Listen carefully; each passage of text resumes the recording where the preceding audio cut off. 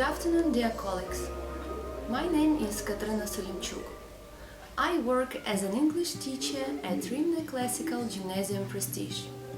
I became a teacher because I wanted to make a difference in the society through my children.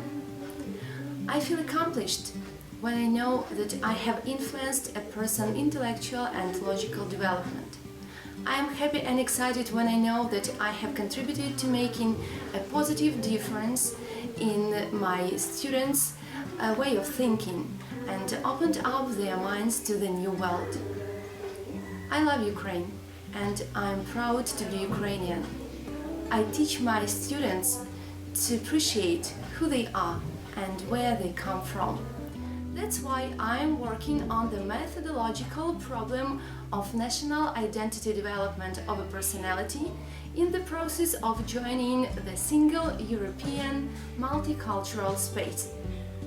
One of the basic principles set down in the common European framework of reference for languages is the rich heritage of diverse languages and cultures in Europe is a valuable common resource to be protected and developed, and that a major educational effort is needed to convert the diversity from a barrier to communication into a source of mutual enrichment and understanding. In the educational process, I am trying to increase students' interest towards cultural and historical heritage of the Ukrainian people and respect for the family traditions as well as state and national symbols of Ukraine.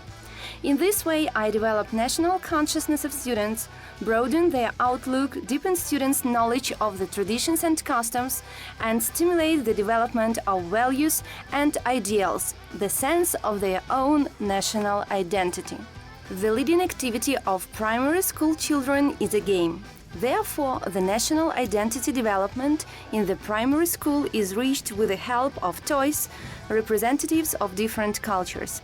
For example, in the first form, I use a teddy bear, which is the most popular toy among children of English-speaking countries, and a motonka doll, which is a traditional Ukrainian symbol.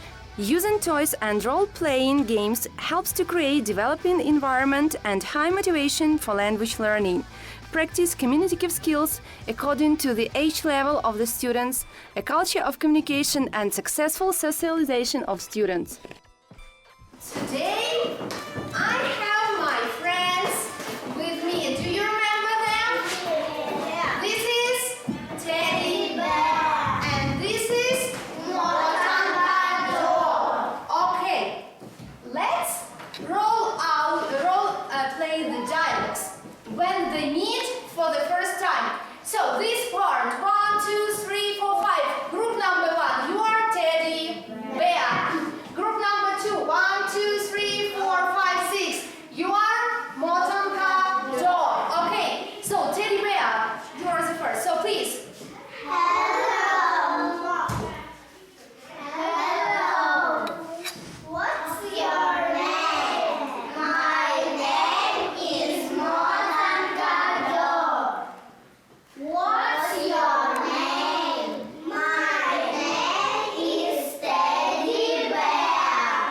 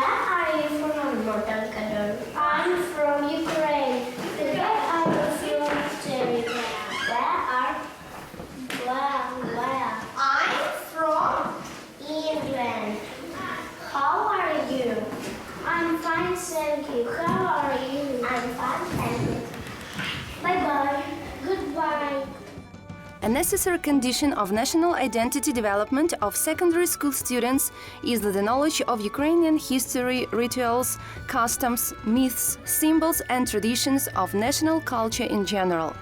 Therefore, studying the topic leisure in the fifth form, I dedicate some time to process information about the cartoon, all about the Kazakhs, defining its cultural and historical value. In this lesson, I usually use project technology and role-playing, which contribute to the formation of communicative abilities of students and educate individuals by means of foreign language learning. Good morning, dear colleagues and representatives of mass media. Today, our issue is the cartoon all about the Kazakhs. After this press conference, we are going to announce our decision whether it is worth to make the next series of the cartoon. Your questions, please. When was the first Kazakhs made? The series all about the Kazakhs began in 1967. Was it popular? Ukrainian Kazakhs became popular in many countries and especially in Iran. There are 9 series in this cartoon. Cry, Oka and two, cook, fight with their enemies, say their girlfriends and even play football or ice hockey. What do you know about this cartoon? What can I say about this cartoon? I have watched it 4 years ago, but I remember some series. I can say it can be interesting for many people in many other countries.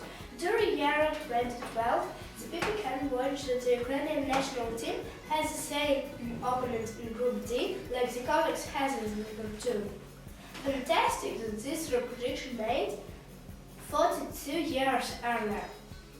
Who are the main characters of this cartoon? The cartoon is small and funny, and it's got 3 main characters. They are Tur, Oko, and Craig. Who is your favorite character from this cartoon? My favorite character is Craig. He is tall and slim. He has got black hair and a mustache. He's not very fast or strong. He is quiet. I like him. Have you got your favorite character from this cartoon? Tur is a Zaporizhian Cossack. He is very strong, tall, and big. Tur has got a little black mustache and short black hair. Tur is dressed in a white shirt, red pants, and red boots. Tur is very sensitive and shy. Who is your favorite character from this cartoon? My favorite character is Oko. He is short and small. Oko has got long black mustache. He is wearing a white shirt and red baggy trousers. What is your opinion about the cartoon? I like the cartoon about the adventures of Cossacks because it is interesting and funny. The main characters are brave warriors. They know how to cook porridge and play football and hockey. Do you like the cartoon? I really enjoy watching this cartoon. I think it teaches us a lot about Ukrainian Cossacks and their life. What about you? I like this cartoon a lot because it is about our history and tradition. I hope we will watch some new series soon. What have you decided about the cartoon? As the head of our cultural organization, I am ready to announce our decision. We think this cartoon teaches us a lot about Ukrainian traditions and customs, history and culture. That's why we strongly recommend making the next series of the cartoon all about the Kazakhs. Thank you for your questions. So let's finish our press conference. Goodbye, dear colleagues. Goodbye, the representatives of mass media. When studying the topic Ukraine and English-speaking world, art and culture in the 10th form, I dedicate one of the lessons to Ukrainian folk art and crafts, namely Ukrainian embroidery. Embroidery is an ancient and symbolic tradition in Ukraine. It occupies an important place among the various branches of Ukrainian decorative arts and is still an essential part of the cultural and national identity of the Ukrainians. In this lesson, I usually use group work, which activates the learning activities of each student. We have already watched the video about embroidery. You worked in groups and you discussed some questions. Now I'm going to ask you the same questions in order to hear your opinion. So, first of all, why do Ukrainians take great pride in their embroidery? Please, Oля. Embroidery is considered high art and it's deeply symbolic and meaningful. And meaningful, okay. And what is one of the oldest stitches in Ukraine, Yulia? Niz. What does niz mean? What does niz mean? It means from the back because the stitch is easier to make from the back. Okay, so, and what type of cloth do you need for embroidery? Thick white linen with prominent weaves because it's easier to count the stitches when the weaves are clearly visible.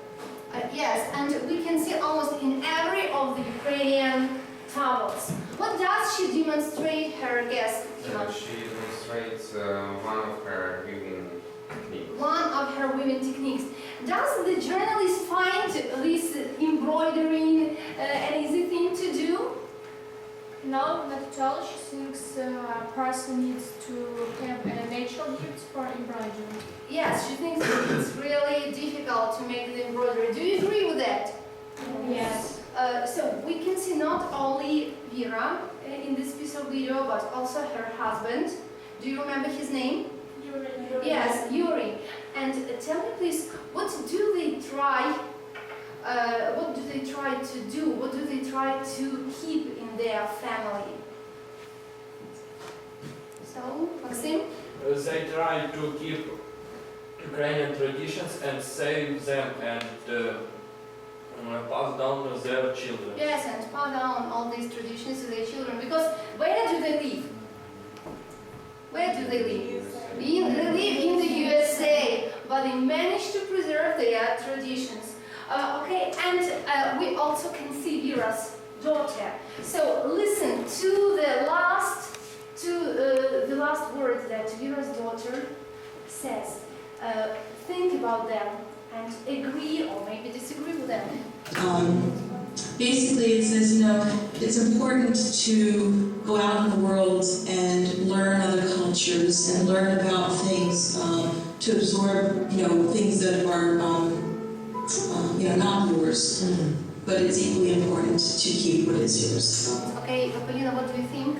I think that it's equally important to travel around the world, to get to know other cultures. To make you understand that the culture you are used to is not the only one in the world, but what is yours is in your heart, and you should spread and share the knowledge about your culture so that it will grow in popularity. You should be proud of that. That Really? you are part of your culture, you know these traditions. Yes, really, we are a part of our culture, of our tradition, and you need to preserve it. Our world is open, and I hope you will have numerous opportunities to go to different countries, to learn something new, but please be ready to share your own culture as well. In my family, my granny, who's 82, is a real and a true keeper of Ukrainian traditions. And she's the one who embroidered this wedding towel for me. So this is my wedding towel. This embroidery is deeply symbolic. So if you look at it, you can see this thick line in the middle of the towel. So this thick red line is associated with the Ukrainian nation. And these short, thick branches, which look like cut down, they are the symbols of Ukrainian people who died during the historical period of existence of our nation. You know that there were different diseases, there were wars, there was struggle for the Ukrainian independence, and a lot of people died. So these are the symbols of those people. But life is stronger than death. And if you can see, red which symbolize life, cover black threads, which symbolize death. And as you can see, red color obviously prevails on this towel. So life is always stronger than death. You can see a lot of oak leaves.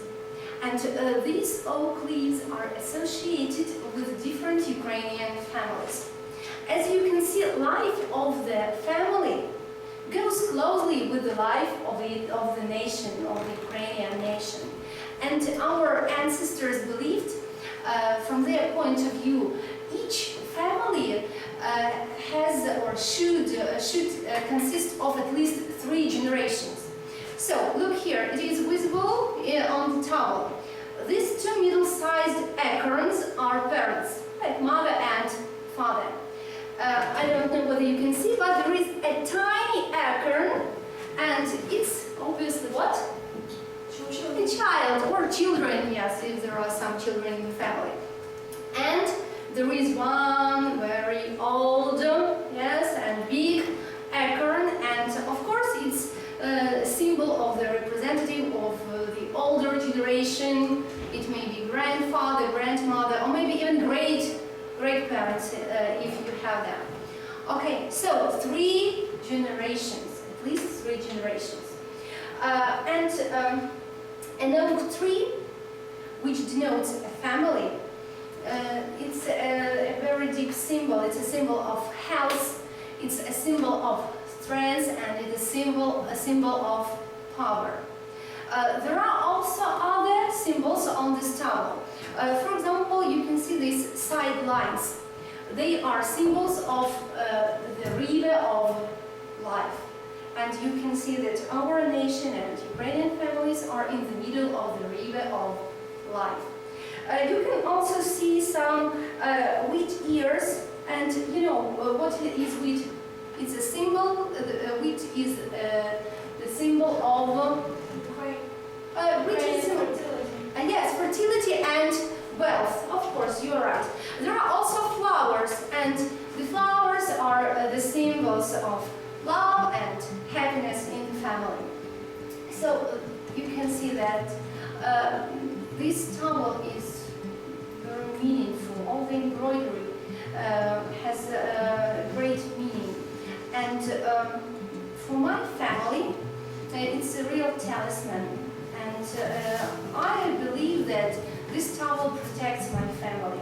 But what is more, it reminds me of who I am and where I come from.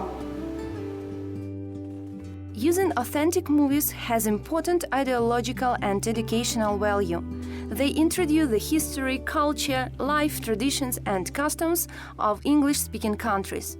The national identity development in high school involves not only acquaintance with the customs and traditions of foreign language culture, but also the full implementation of cultural dialogue, during which students learn to compare social-cultural features of a country with their own national culture that will make them competitive in the European and world educational space. Thus, in the lesson of the course Country Studies, the UK, I offer my students, after watching and discussing the film Braveheart, to make their own film review based on comparing and contrasting cultural realities and the behavior of people of different nationalities.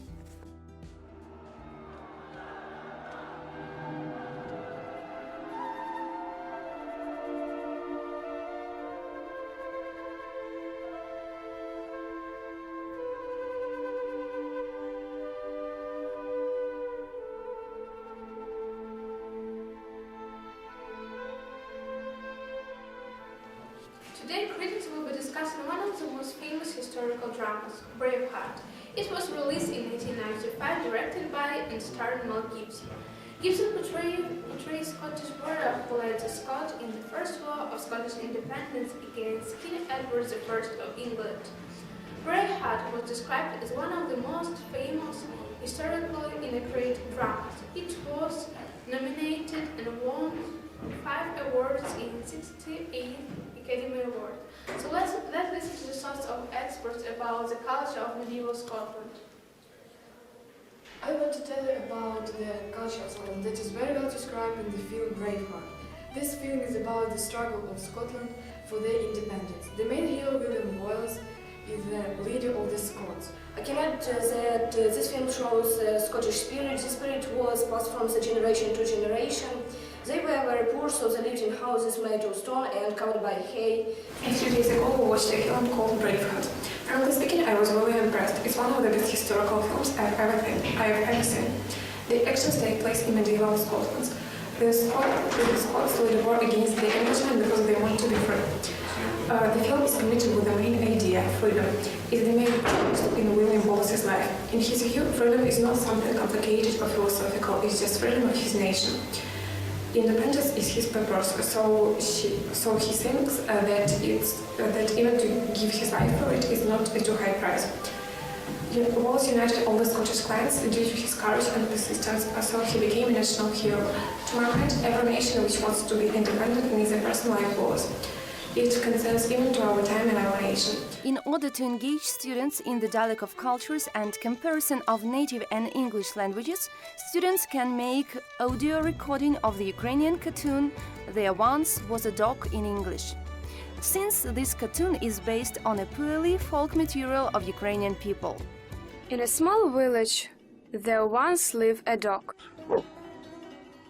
All his life, he did his job honestly. But then he grew old. His nose couldn't smell as well as it used to. His eyes were not as sharp as before, but his masters were kind people who put up with him anyway.